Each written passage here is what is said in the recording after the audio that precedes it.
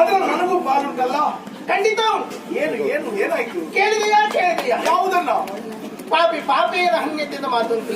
ಒಂದು ಕಾಲದಲ್ಲಿ ನನಗಿಷ್ಟು ಅನ್ಯಾಯ ಮಾಡಿದವ, ಎಂತಹ ವಂಚನೆಗಳನ್ನ ಎಸಗಿದವ, ಅಂತಹ ನನ್ನ ಮಾವ ಆ ಚಲಪತಿ ಈ ಹೊತ್ತಿಗೆ ಸತ್ತೇ ಹೋದನಂತಲ್ಲ.